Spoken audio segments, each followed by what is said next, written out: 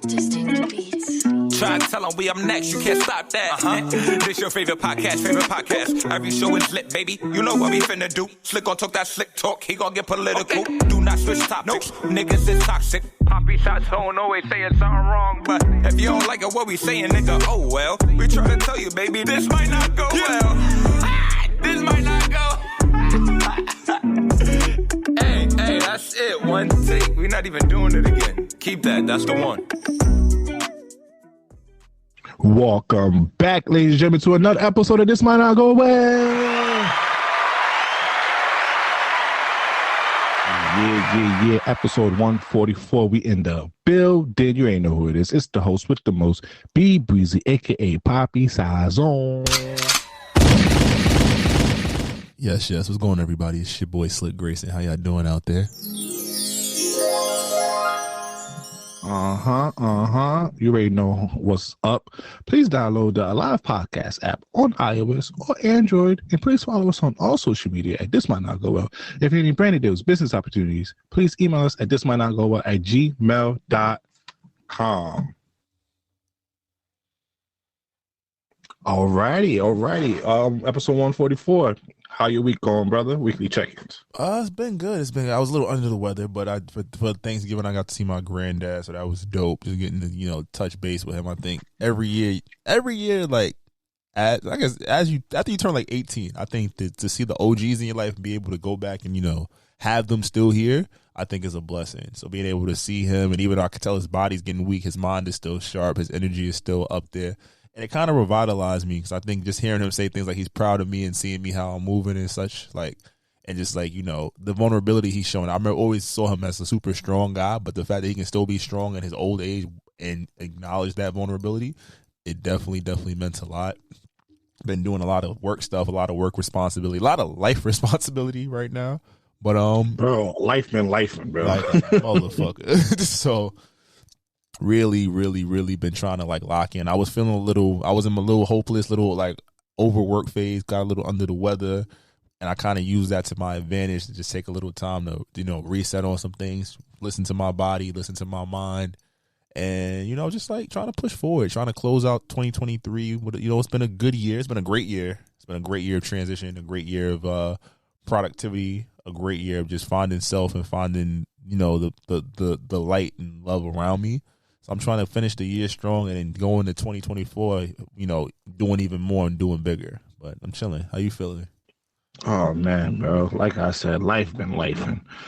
I feel like I understand exactly where you're coming from.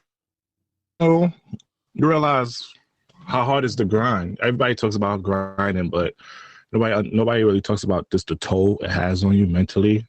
And even though you're heading somewhere, it's still, sometimes you still want to break. You feel me? It's like you still want to take a breather sometimes. So I mean, I've been really getting back into stretching. I've been on top of a lot of things. So I'm honestly, bro, to be transparent, I've been happy with myself so far. Even though it's been only 1 month since the sad shit hit, I think I'm headed in the right direction. I think I've been in the more positive mood. I've been accomplishing some more stuff and lining some stuff for next year. I'm just ready to go after everything that's mine. You feel me? That's just the mode I'm in. You feel me? Anything that is mine, I'm going after it.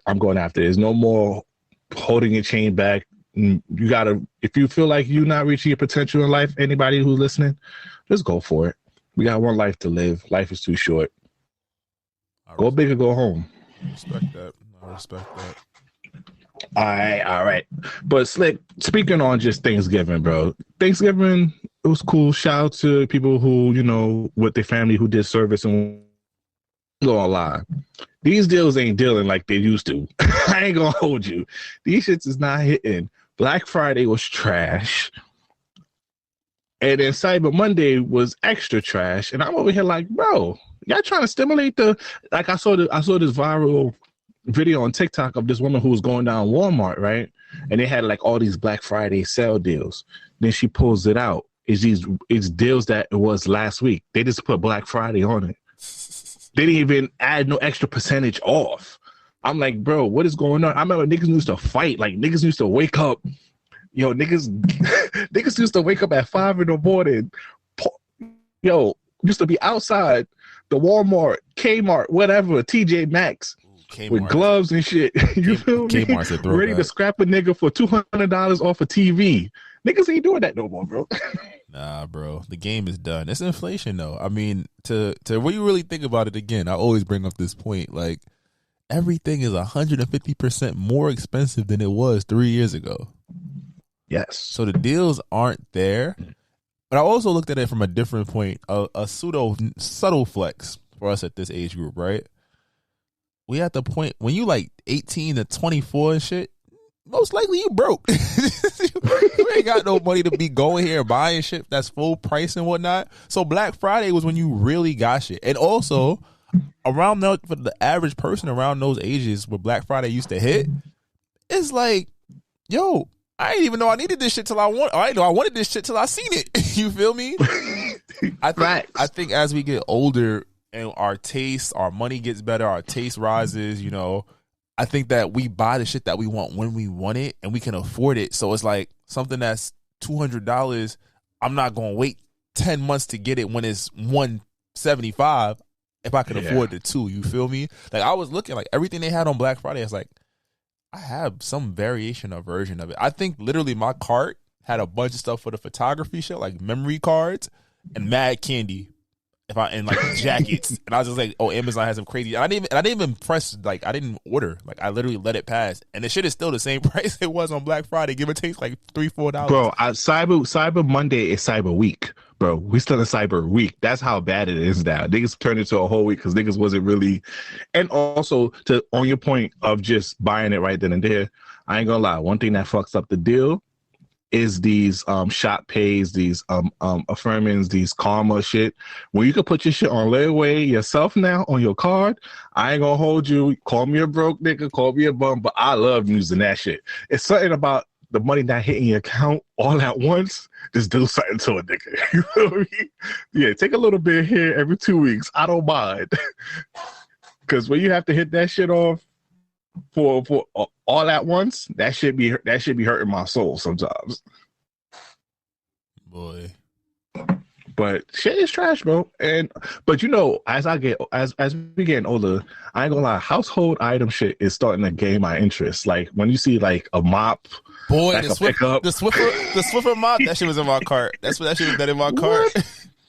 Yo, but I'll be on TikTok now just looking at like household shit like, oh shit, wait, hold on. They make you can clean your greens like, yo, there's like this pasta shit, right? You put it on the side of your sink and then you could just dump the pasta off and it drains it real well and without all that mess. Cause you know, niggas who cook pasta, you be scared to dump that shit in the sink sometime or dump the water out because you might burn yourself or make a mess. So there's like this shit on Amazon. I'm like, I ain't gonna lie, I'm at that age where fuck the parties, fuck all them designer shits. Give me them household shit that's gonna make the household cleaning and taking care of the household more accessible. That's the shit that's more appealing to me now. You feel me? Nah, I respect it, bro. I think shit that make your life easier.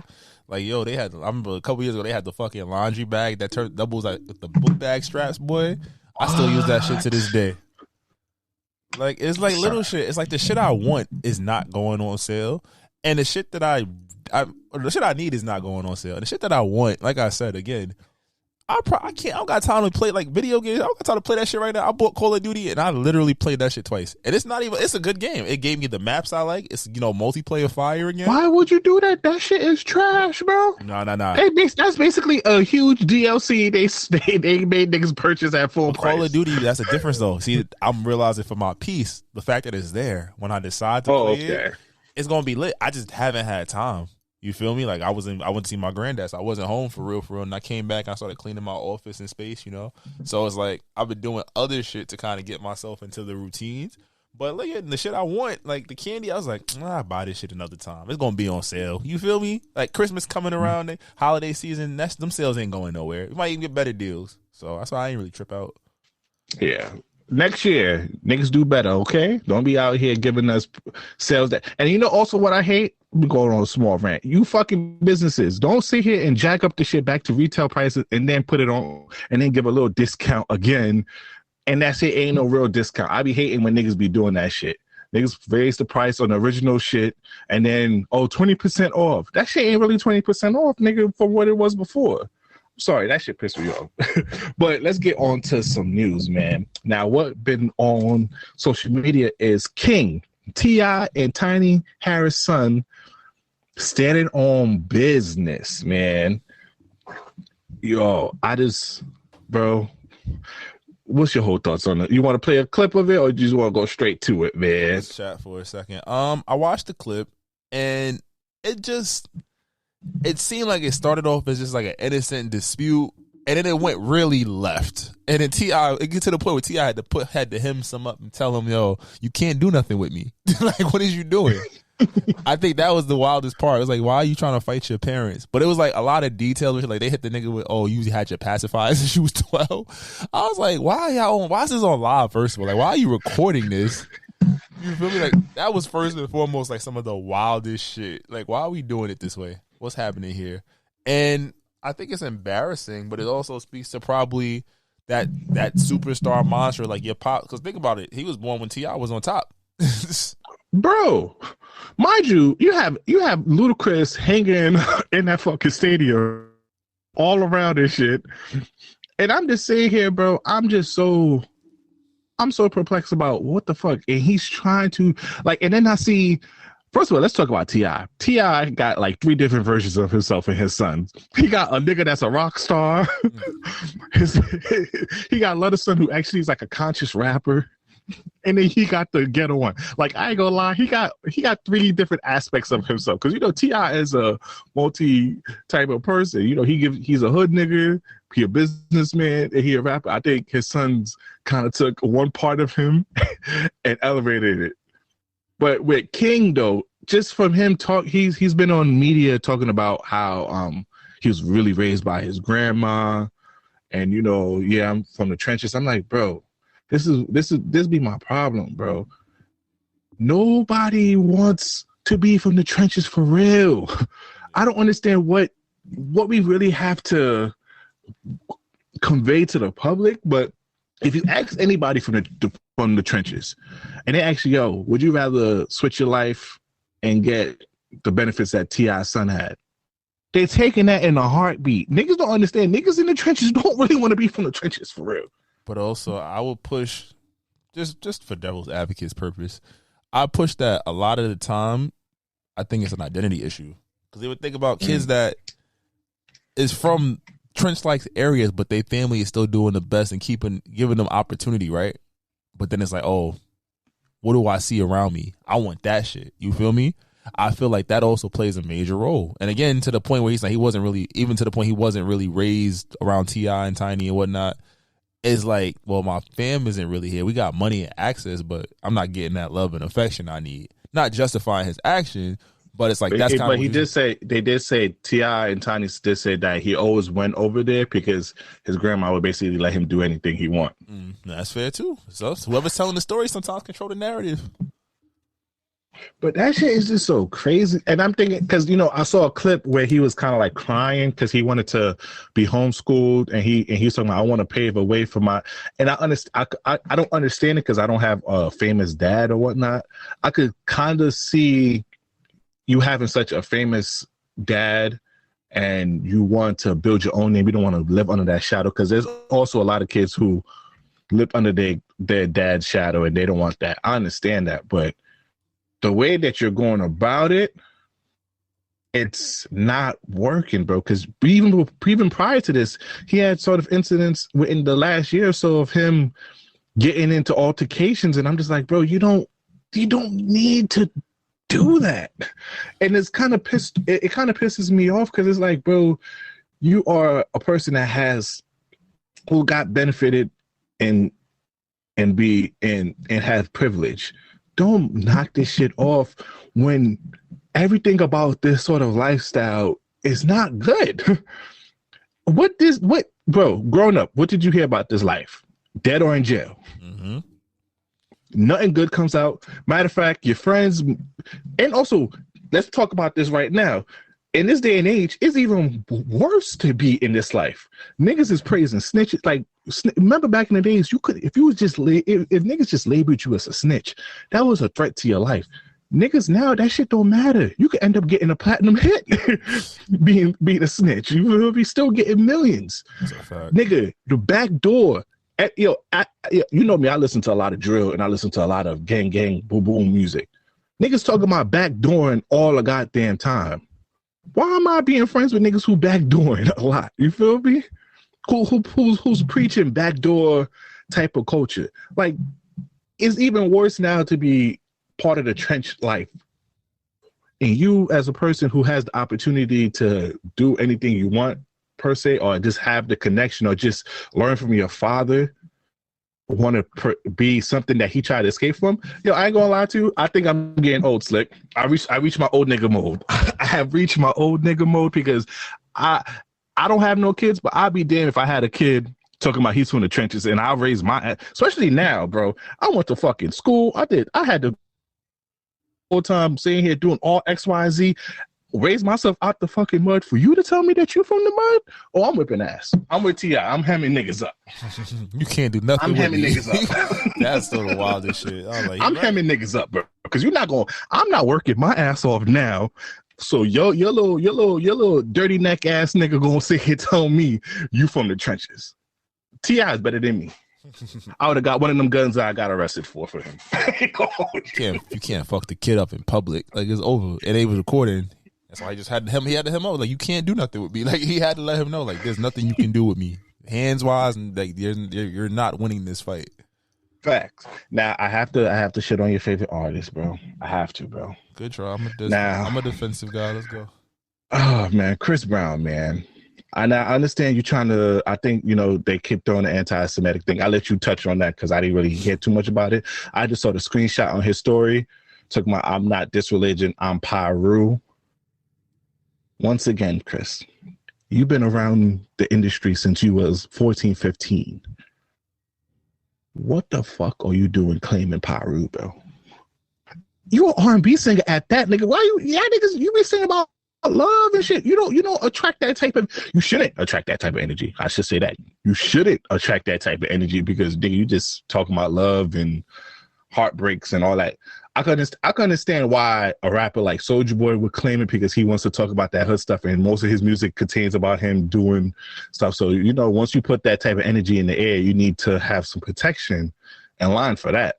But to this day, bro, he's been claiming this shit for over 10 years now, and I still don't understand why this nigga claiming Pyru. Like, nigga, we know you've been famous since you was basically 14, 15, bro. I've never understood why he joined it. If I had to assume, I'm pretty sure he didn't really start claiming it until he was like trying to do his image shift. I mean, we already understand what happens with the gangs, especially in LA and whatnot, but he's always been a bit of a knucklehead. He probably just, blended in with some people. If I'm going to claim it, I'm going to really own it. And he seemed like that type of dude. I just feel like in regards to his post, what basically happened is that he was out in Dubai partying with Kanye West. And Kanye got the new song, was it Vultures, with Dirk and Ty Dolla $ign. And one of the shit low key hard. And we got cursing, rapping Kanye back.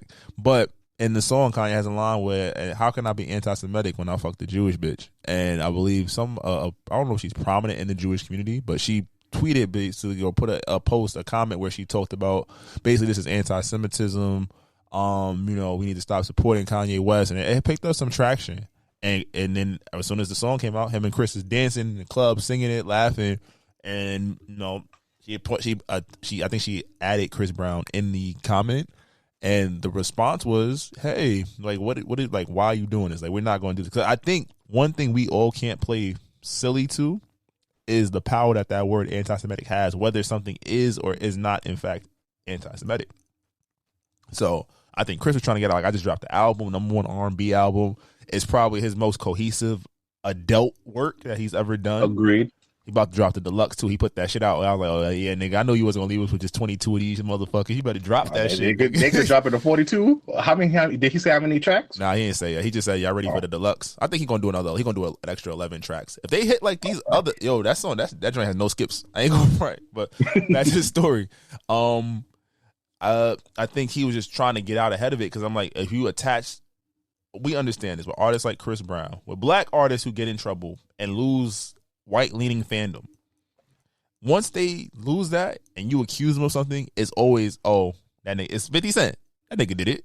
He did that shit. You feel me? So I think his point was like, yo, stop fucking playing with me.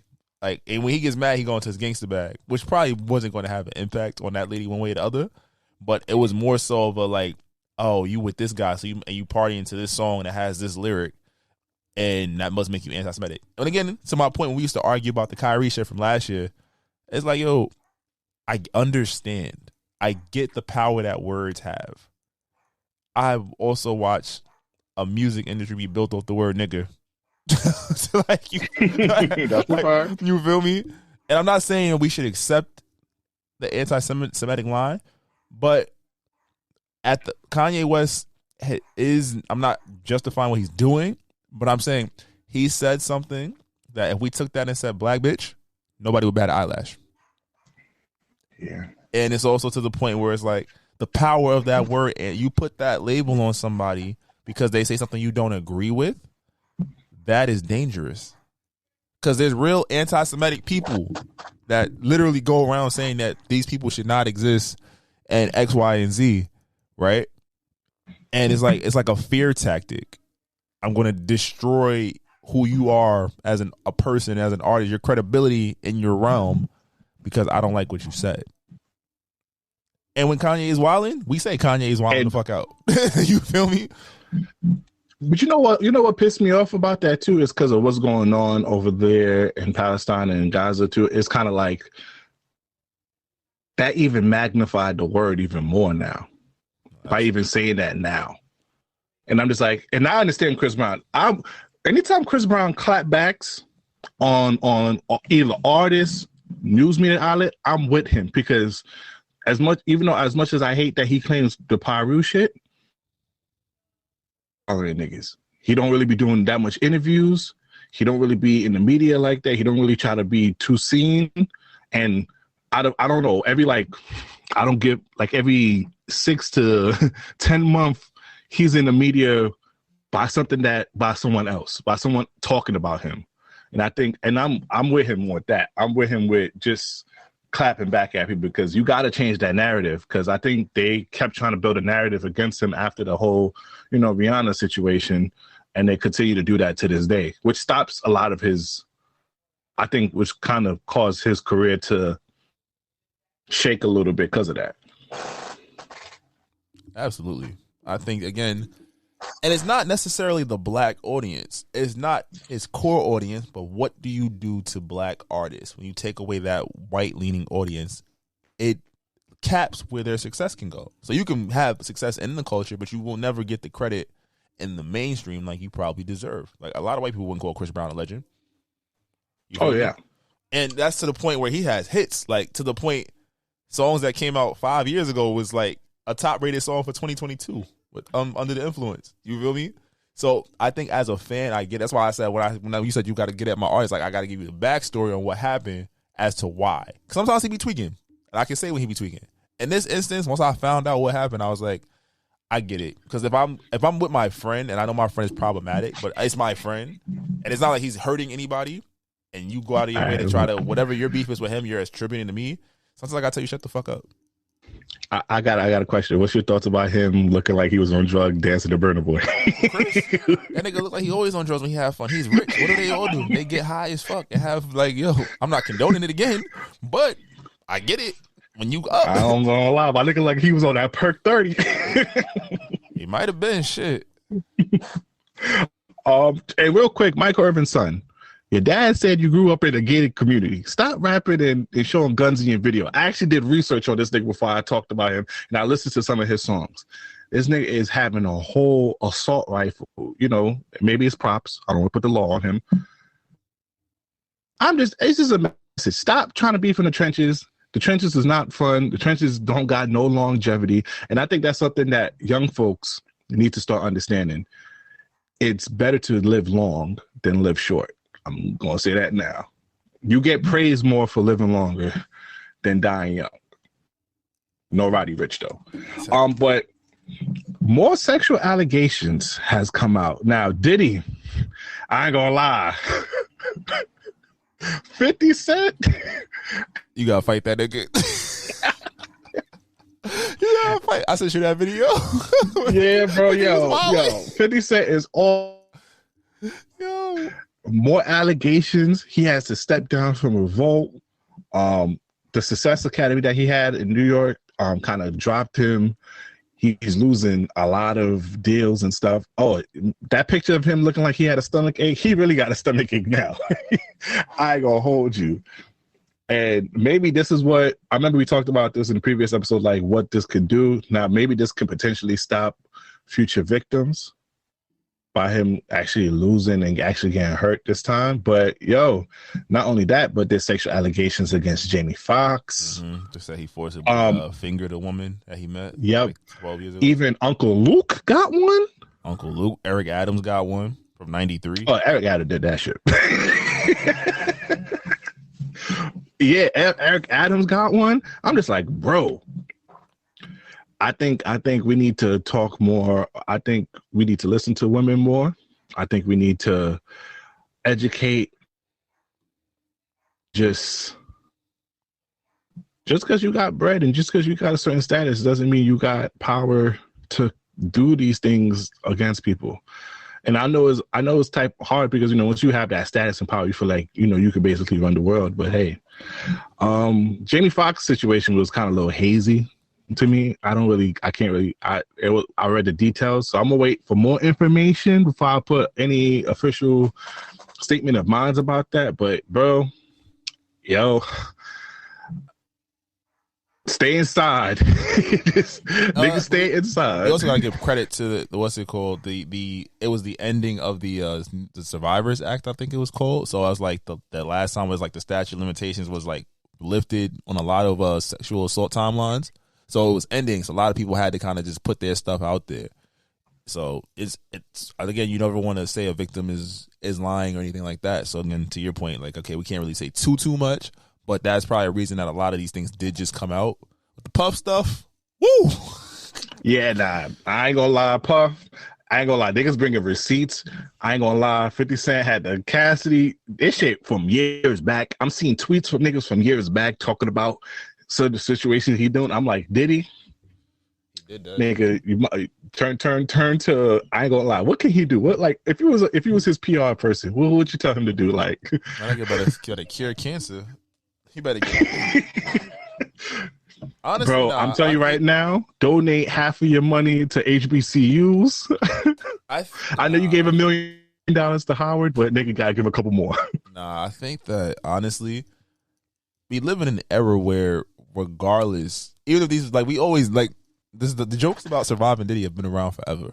But I think we live in an era now that once there is a claim, a believable, it's like it doesn't matter believable or not. And I think in his case, a lot of this shit pairs up. And now you got a lot of people that was in his circle saying things. And it's too many coincidences, which, you know, leads to the credit of the story being verified. I was watching somebody, and they was like, yo, they like, Diddy a nasty nigga. Him and Cassie would go, and she's like, and I think it might have been Whack 100. I think Whack 100 said it. Yeah, he was like, yeah. And it was like, he liked to see his girl get fucked, and he might like to fuck the nigga afterwards and shit. But that's like, that shit was about to come out. So it's like, it's either you did this heinous shit or you a real nasty man. Niggas gonna look at you real differently. You don't want that shit to come out. So either way, he's damned if he did, damned if he didn't. You feel me? You should have paid that $30 million. He did, but now he got. But then it's also to the point that's like, but the people who he was hurting or allegedly was hurting, like they all gonna come in. Like that act allows them to get him, and it's like public opinion. We think he did that shit anyway. Hey, bro. We're going to keep updating on more of that, especially on the Jamie Foxx. Leave that man alone. He just came back. I cloned him. Just real quick, we're not going to stay too much on it. Shout out to the female cipher with all the female hip-hop artists. Mulatto. Who else? Flo Milli. I think, yeah. All of them killed that shit. I ain't going to hold you. I like seeing that. Mellow Bucks. Oh, come on now, Chirac. You know, I just like to see that. I ain't gonna lie, the female hip hop space is in a great space right now. I feel like probably like 6 to 8 years ago, it was really dominated by a few people, and now you can really make a top 10 MC with just pure women, which is amazing. So shout out to the women with that. And I love the thing about music. Well, did you do your artist wrap up? Yeah. Who was in your top 5? My shit was funny. I could tell this was a year I didn't listen to a lot of music, because you want to know what my 2 top albums were? Cool. For All the Dogs and 1111. Already? Shit came out of my But no, like, I think I only had 10,000 minutes of listening to music. I was laughing. My number one song was "Sitting on Top of the World," Burner. And I was like, I haven't played that song in like 5 months. You feel me? But when that song came out, you really liked it. I did really like it, but I also noticed that like I haven't been as engaged in music as I am in years past. I think some people had like 30,000 minutes and shit like that. Like, I think my number one song had 29 plays, and I use Apple Music for primarily my this music enjoyment purposes. So I was laughing. I was like, this shit not even accurate. But I have been playing the fuck out that Chris Brown and that Drake. You know me, I listen to my music archaic, so I couldn't really do a proper artist wrap up, because they put Quelly Wu, they put Rod Wave. Literally, I only listened to Rod Wave to make fun of my niece, because she wanted tickets, and I wanted to laugh at that Great Gatsby song in front of her, and that shit landed on my top 5 on Spotify, and I'm just like, oh, this shit's some shit. But I'm putting this on the docket just because a lot of you niggas was hating on Drake. It's a bingo card for this podcast. A lot of y'all niggas was hating on Drake, but I see a lot of Six God watching. I see a lot of Drake in your top 5 though. We're close to over a couple hundred plays. So I put that out there, Slick. Niggas hating on the go is on there. He definitely was on a lot of people's top 3s, a lot of people's number 1, surprisingly. Come on now. And also for us, I want to matter of fact, I want to see, because I'm on the page right now. I'm on Spotify looking for us right now. We're gonna put our wrap up stats on our IG. Show us some love on there too from Spotify. Hopefully we did well. Oh, our top episode for this year was our episode 101, The Rizzler, which came out earlier this year. I'm about to say that. Okay, shout out to us though. It was streamed 145% more than our average episodes. Okay, I really like that. What the fuck did we talk about it?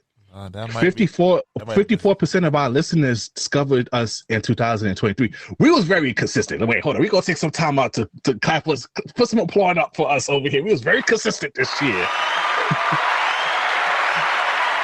Very consistent. We were streamed in multiple countries. Obviously, United States were our top country with 95% of our total stream. But shout out to, if you listen to this international, I don't know why, but shout out to you niggas. I appreciate that. You feel me? Our listeners' top podcast genre is social culture and comedy and news. I think that defines our podcast perfect.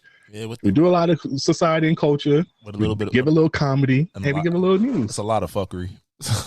Yeah, a lot of fuckery. Yeah, that's a fact. Oh, and then the listeners referred us. Okay, our podcast was shared all over from direct links in 38 Texas. Okay, shout out to everybody. Keep sharing the podcast. Our most shared episode was episode 120, Toys, Guns, and Stripper Buns. I ain't gonna hold you. And also give us some credit for our episode titles, okay? That's wild. That's wicked. That is big. Yeah, I ain't gonna lie. I'm looking at this stat right now. We went up 16% in followers. Shout out to us for real. We really did this shit. We in the top. Consistency, okay? But onwards to more dramatic news. This is your section, Slick, because you're the sports guy, man. We want to talk a little bit about Chris Paul versus referee Scott Foster. Oh, that did happen since the last time we potted. Chris Paul and Scott Foster, if you're a basketball fan, you know that they have beef. I think Chris Paul is like 3-17 in games refereed by Scott Foster. So in his recent outing, they were having a conversation, and I don't know what the hell really happened, But Chris Paul ended up getting ejected. He ended up calling Scott Forster a bitch, like trying to go at him. He's revealed that it had something to do with a meeting they had back in his Clipper days, and it was something that involved Chris Paul's son. And one thing you don't do is play with another man's child. And I think the NBA has to understand that sometimes you have to take disciplinary action against referees as much as you do players. We know Chris Paul's an asshole in the court. He ain't never really trying to do nothing too malicious, but he do try to get his little shit off. But a player being 3-17 with a specific referee and has been ejected and assessed multiple texts, whatever the underlying issue is, that is a problem. And it's impacting winning. And what is one of the one thing we hold against Chris Paul outside of the injuries is that he hasn't won the big one. We thought he was going to get that one over Giannis, but then his body, he couldn't fucking dribble the ball without turning it over in the second half of the last 3 games of that series. And it's just one of those things where it's like, yo, what the fuck? What is happening here? Because when a player does something that the NBA doesn't like, you know, it's immediate response. Unless your name is Josh Giddey, but we'll get there. But yeah, no, like there's something that needs to be done in that regard to protect the integrity of the game. If we don't like each other as people, that's fine. But if us not like each other impacts one of us, our abilities to do our professional duty, which in Chris Paul's response is to play the game of basketball, and the Scott Forster's response is to referee the game of basketball, then we got to figure out what the fuck is going on here. And maybe we should never be put together. Oh, man. And then I agree. And then, you know, my Josh Giddey gig, if you haven't heard, apparently Josh Giddey be fucking 15-year-olds. Bro. I guess he follows that rule. She old enough to cross the street. Now, to his, I guess, deterrent, right? He said he didn't know how old she was. But apparently this is like a year-long thing. This is not like new. It's new to the public, but apparently this has been like known to OKC, and it's like this has been happening. And also he made TikToks for it too. Oh, he definitely did make TikToks about it too. Now in Oklahoma, I believe the legal age to date, I guess they're not considered necessarily minors, is 16. That is something I did read, but she is not of that age. But it is believable that she might have been able to get into spots, even though. If I'm an NBA player, granted he came to the league at 19. If I came to the NBA at like 19, 20, why the fuck I'm going to clubs where they let 16-year-olds in at? I can get me some bad bitches that's like 24 in season. Oh, come on now. You go fuck the 12. You go fuck the 12 hoes that everybody else been fucking. Come on now. Brandon Ingram and Anthony Simons. That shit. But that shit is crazy. I mean, the family is not pressing charges. They're not even discussing it. So he just got investigated by Oklahoma, I guess. But that is kind of scary, though. Hey, bro, if you have to second guess her age, bro, ask her some ID. I don't want to justify it being like, you know, I ain't gonna lie. I heard stories back when I was younger of girls, you know, pretending to be older to talk to the older guys sometimes, but. Bro, once you find out her age, you had to talk about age somewhere. If it's been a year, age had to come up. And if you find out she was younger, then, bro, you had to cut that off, bro. It makes no sense. But I really want to talk about what's your case on everybody attacking Malik Andrew. Ooh. About her not commenting on it, but always making a point to comment on black athletes' troubles. I think that coincidences can relate truth. I'm not always down for people attacking. Like, we not trying to attack a black woman and whatnot. But I think that there have been multiple instances with Malika Andrews where the whole point of her segment, or her point in the conversation, has been to bring up the past or the actions of black athletes. You feel me? Mm-hmm. So I think once you build that reputation, people want to see, how do you move when, you know, it's not a black athlete? Because with Ja, with Brandon Miller, I haven't known, she's probably spoken on many other people, but even in the way she interacts with her male colleagues, as like Stephen A. Yeah, Stephen A. Jalen Rose, former colleague Jalen Rose, right? it's kind of like, damn. Like, Yeah, I ain't gonna lie. I saw that video. She said that, oh, you put your in my underpit. Homie shit was on her side. I ain't gonna lie. That was a bad look for her, though. Yeah. Like, I feel like it definitely screams, well, what the fuck? Because these, like everything else, I mean, this is allegations, but this hardcore proof that this young man has been making poor choices, whether he was aware or not. And I think that the fact that she hasn't said anything, and I give her grace in that it leaked on Saturday. There's no NBA today on Saturdays. Like her first opportunity to have shared this would have been like Monday, Tuesday, or whatnot. Yeah, so, and I think she just recently talked about it. I think either today or yesterday, because they had a picture. They said like she aged about 10 years when she had to talk about that story.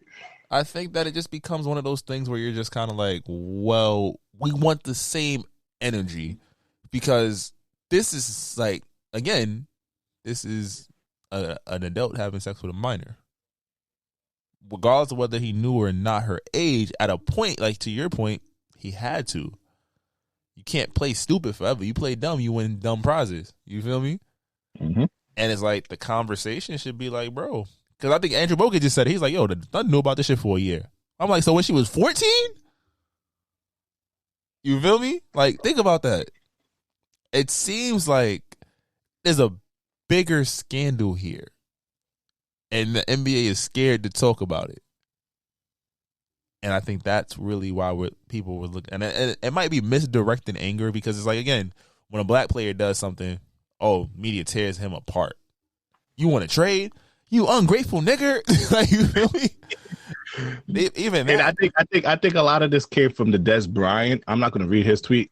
He might have been tweaking though. He went. Yeah, I ain't gonna lie. The first sentence or two, I was with him, and then he started talking about talk about her family and all that. I think like bro, you're right. You did too much. You did too much. But I kind of I'm on the fence with it, because I kind of do agree with. Because on the draft night, a lot of people had a problem with it, because that Brandon Miller stuff, she asked about it on his draft night. Was supposed to be one of his most happiest days. You asked him about something that was very tragic. Someone died, and he wasn't necessarily there.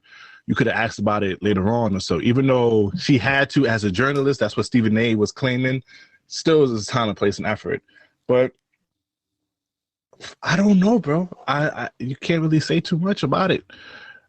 You got to keep the same energy. That's a fact. I think that's because now, if a black athlete does something bad now, we're still going to expect you to be fair and to talk about it. But if we see you have more energy, or you quick to speak on that than the Josh Giddey situation. Oh yeah, don't tweet. She better never tweet about no. like you gonna tweet? You ain't say nothing for a whole week about Josh Giddey. Because niggas been feeling away about that for a minute. Because since that story dropped, I've been seeing nothing but tweets. I can't wait for what Malik Andrews says. I'm like, God damn. But when you build that as your platform, you have to be willing to deal with those consequences. Facts. All right, real quick before we get to our song of the week. Shout out to Bronny James. He's been officially cleared.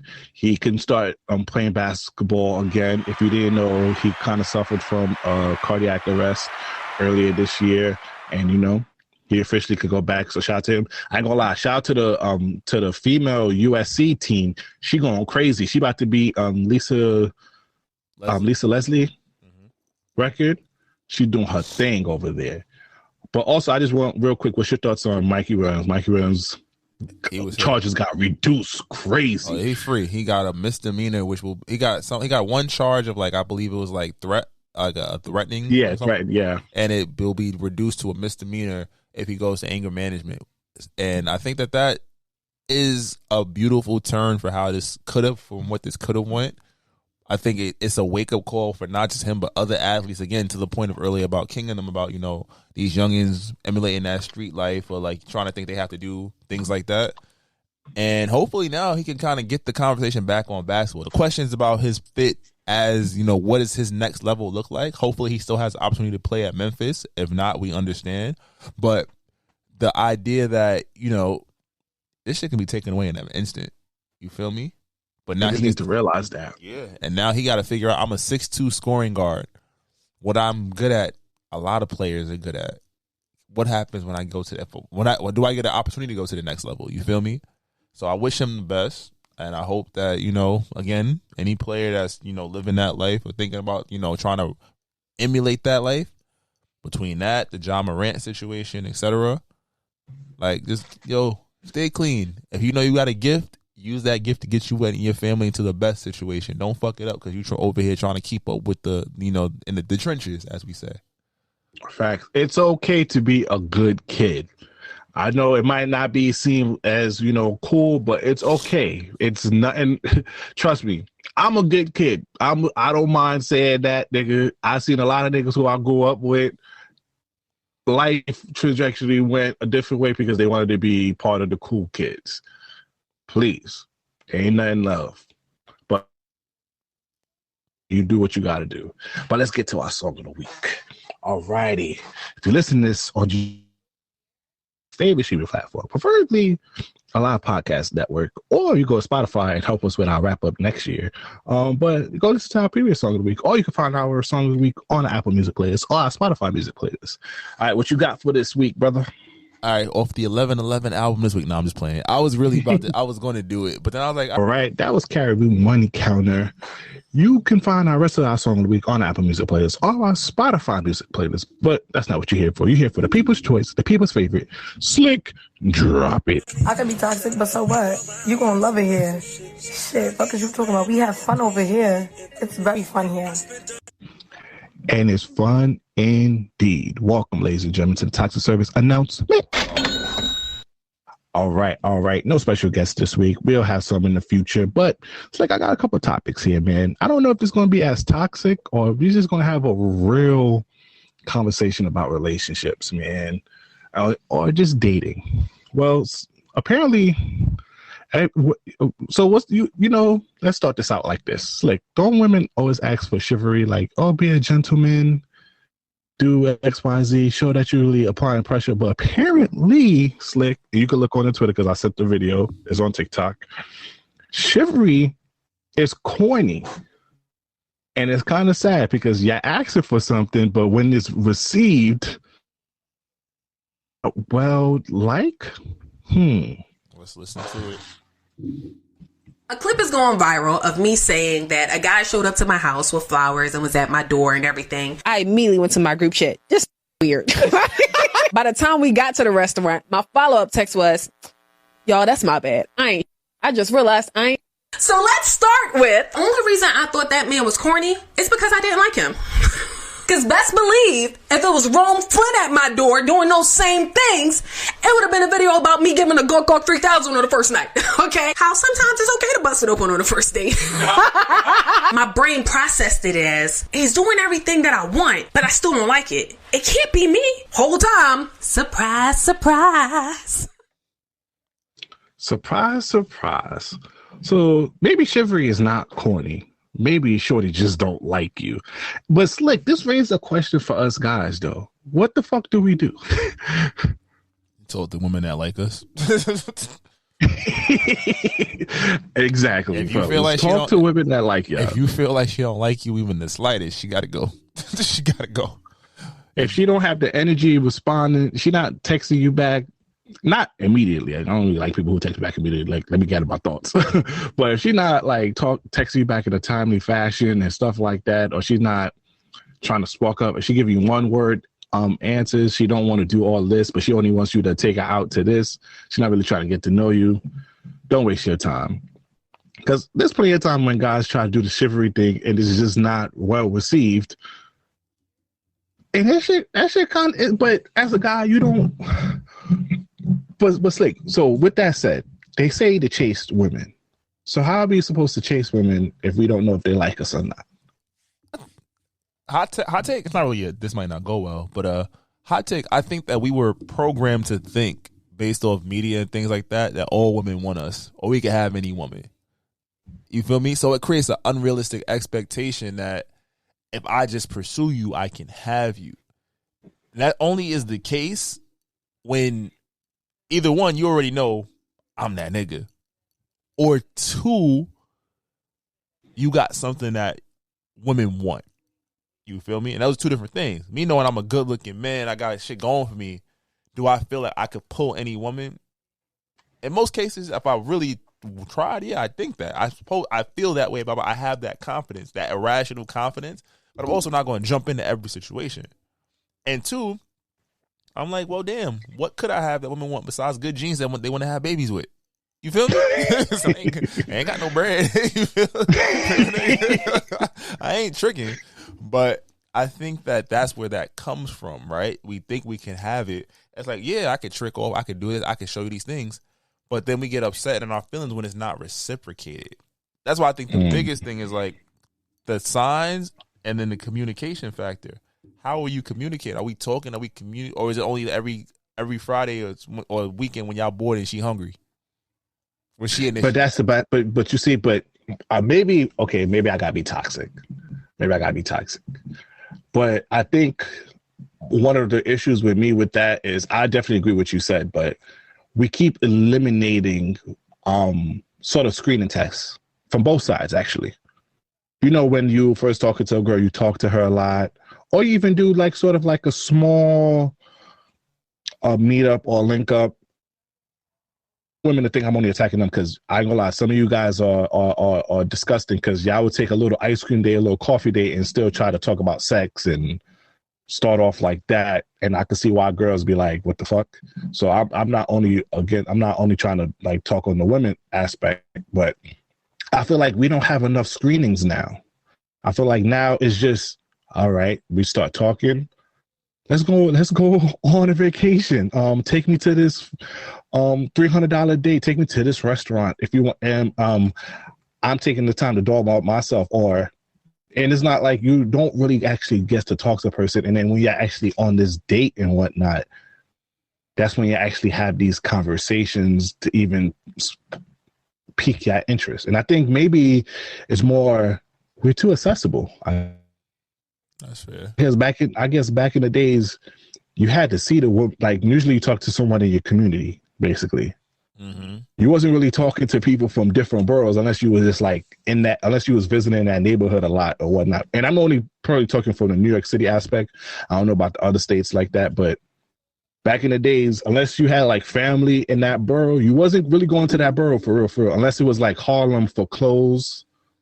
Or Times Square, because Times Square was just a spot to go to. But like going to Queens, like I wouldn't go to Jamaica, Queens out of nowhere just to hang out. But now that we have social media and dating apps, I'm gonna be talking to someone from near that I never met before, I never saw before.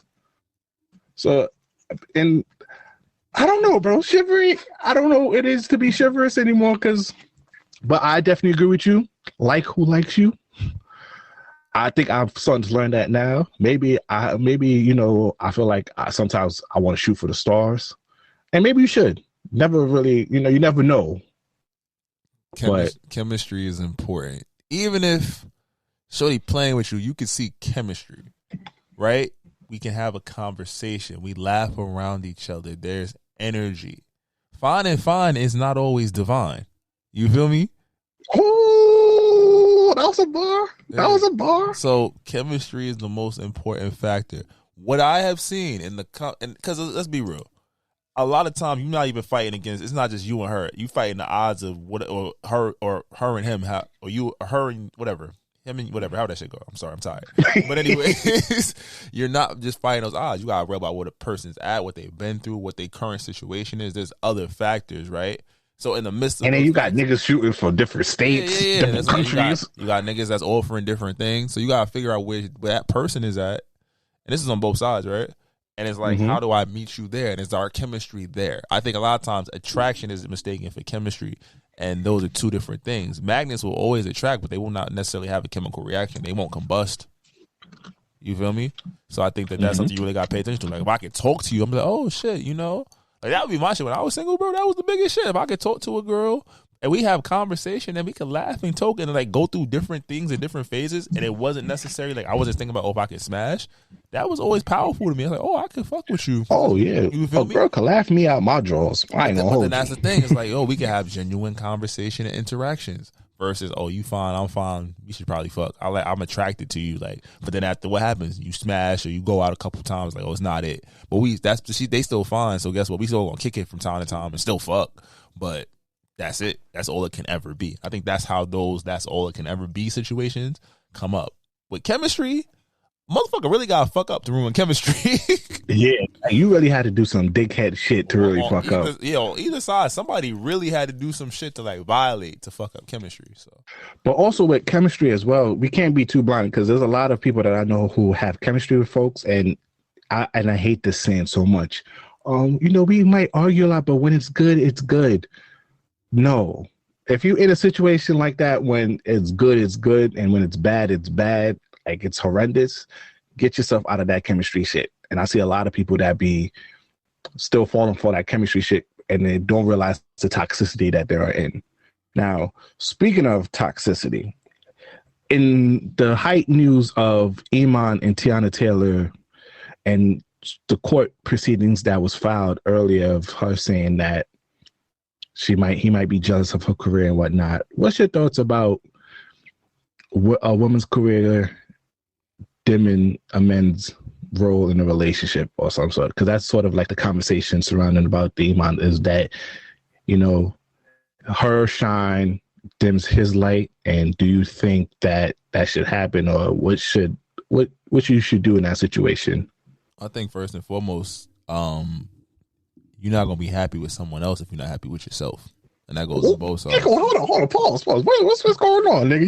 You turn to Uncle Shannon Sharp. What's going on over here? You ask me a question, I'm answering. Nigga, the fuck you talking about? you giving out one liners like this? What the hell? I forgot you from the South. You're a South nigga. Fuck you. Anyways, I think you can't be, and I think to the point of like happiness internally for a lot of men, we've been programmed as derived from being able to provide. That's really, when you really think about like misogyny and whatnot, that's what it is. Like, I provide, I got this, I got that. Because I have this, you obey me. You do what I say. You do what you do for me because I provide for you. I give you this. For a lot of us, what happens when you take that away? Or you're not the primary breadwinner. Like, you get it? And this is not, like, I haven't heard any reports about this being true. This is only what she filed as. So it's one side of a story, right? And her feelings on that story. But he comes in 21st pick in the draft, a 16th pick in the draft, something like that. Gets a second contract. I want to say he probably made like $70 million in the NBA, which is good. Championship. They don't pay you that much for that shit. But, but she's Teyana Taylor. Been in the industry forever. You feel me? Been music, movies. That shit she did by her with the son that she stole. That shit was fire. You feel me? Directing. All these things and these revenues, and it's like, all right, yeah, he was in the league 10 years, or was it 10 years? 2012. Yeah, I think he played in 2022 with Katie and them before he got I think close. But consistently 8-9 years in the league, could have been. I think he should have been a bigger player. I think I always admire Shump, but I think or just at least like a Ron Artest. Yeah, like a guy that had he had star potential, maybe not superstar, all star, but he should have been a star. But then you say he's also in the same realm she's in. Music, he raps. You could say she's a better artist, right? He acts. You could say she's a better actor, right? They did reality. They had their show together. He did Dancing with the Stars. He won. That's just fire. She's getting acclaim for her music and her videos and, being on all these stages and in these rooms. I think that could cause friction because, again, it's like, how am I providing for my family? My wife is notoriously the one working, And again, this is all speculation, but to your question and our discussion about men and women making more money and having better jobs to shine, it comes down to the type of man you are. If you subscribe to older ideology, of course that's gonna bother you. Like, my woman make more money, and your response can be, I'm gonna grind harder and figure out a way to get this bread, or I'm gonna try to tell her to chill, like she's making me feel less. And I think that's the weak-minded way to look at it. And again, this is not directed at Shump because I don't know the story, and it's like we have leaked divorce papers that we should have never seen. You feel me? But in general, I think as a man, you want to provide, and there are ways to provide, and I think that also too it comes with that. I think in our current generation, the hard part is that like a lot of women that make more money than men, they talk down on men. You feel me? So it's almost like you lose. And that's what, and that's what I want to touch on a little bit too, because oftentimes we hear that perspective from women that, because I'm doing this much and doing X, Y, Z, oh, you just hating on me. But sometimes for the men, it could just be like lack of respect that you're showing too when you are doing this stuff. Because, you know, sometimes it's not true for this case, but oftentimes women are just better verbal warriors. We don't know. We also don't know. That's why I'm like, hey. Yeah, but I'm just talking about in general. But sometimes in that case, because I often hear this a lot with women who are doing more. I don't want to say better because that's subject, you know, but are just doing more than their significant others. So sometimes they feel like you just kind of like don't got your stuff going on, or you're not doing better than I am, that you're narcissistic, that you just think, you know. But I also feel like oftentimes you forget that because you're doing better. Sometimes you could say things and do certain actions that can make that person not feel secure too. Yeah, it makes them check out. If you're being honest, it can cause it can make somebody check out. I give you that. Yeah, so I think it's just a perspective thing. But I agree with you, bro. This is not about Iman Shumpert, but any guy who is weak minded that because their girls quote unquote doing better than you and just hating on her or just trying to stop her from doing that is corny, bro. You should never be, just in general. But this goes more into just not only in your relationship, in your friendship. If you see your friends doing better, that shouldn't dim your light. That should motivate you to do more. That should get yourself out of the situation that you're in.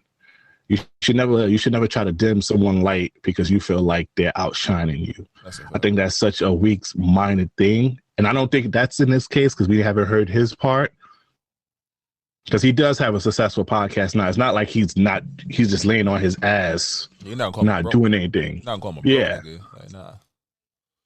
So I'm just sad to hear that because there was, you know, not that I believe in that couple goal shit that people be putting online, but I was really rooting for them too. That's offending. That is offending. Now, Megan Thee Stallion. Well, she was on live, you know, and she kind of addressed the whole sleeping with a bunch of celebrities, and she kind of doubled down. What can I say, Slick? Lack of a better word. She could have been playing, but she basically just said, I'm putting the coochie away. I ain't gonna be sharing it no more. But she's kind of like confirming, like, hey, you know, I like to fuck a lot. So what's your whole thoughts on that, given the whole party response and the whole situation like that?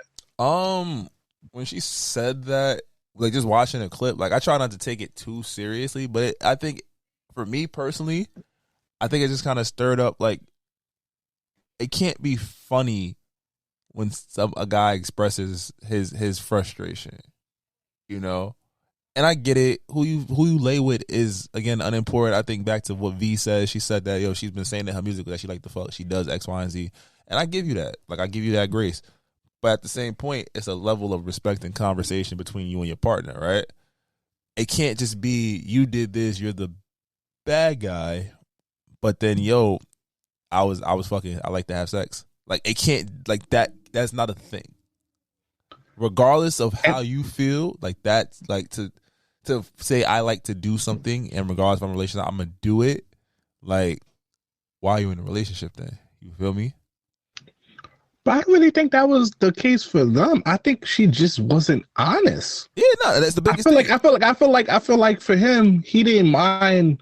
I don't think he was like rooting for her to sleep with all these men that she was allegedly slept with. If you are honest, I can accept most things. That's the point, right? You had me beefing with niggas, and that's what I think oftentimes women, we say this a lot on this podcast. Women love to be loved and men love to be respected. And respect is a big thing for us.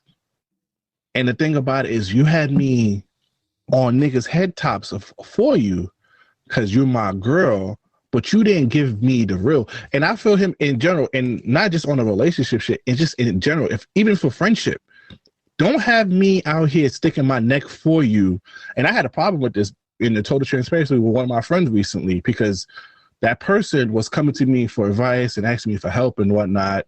And I'm over here giving advice, telling the person what to do and whatnot. And the whole time, not giving me the real. And I'm just like, bro, I feel that's disrespect. Because it's kind of like, bro, you asked me for this. You telling me, you need help with this and that. but you're not giving me the real. So first of all, I'm giving you bad advice. Concrete, valid thought process on whatever you're going through. And also I feel like, bro, imagine if I wasn't such a logical, calm person. Imagine if I was just a crash out about the situation that you was in and I just did something reckless on your behalf. I'd have been stupid because I didn't know you actually had a deeper bond with this person or you know, it was more than what you led on to be. And I think that was it for the party situation. You had him beefing with Tory Lanez. He was already not cool. He was already was not supposed to see eye to eye with Tory. Cool. We already know that. But with the baby, you had him crashed out. He was crashing out about the baby, beefing with the baby for what? And you slept with him and you didn't tell him? And I had to hear about this through the news. That's why I be telling women, like, honest hoe. If you was home and just be honest. Let me accept, like what women be saying, tell me the truth and I will accept it, whatnot. That same way.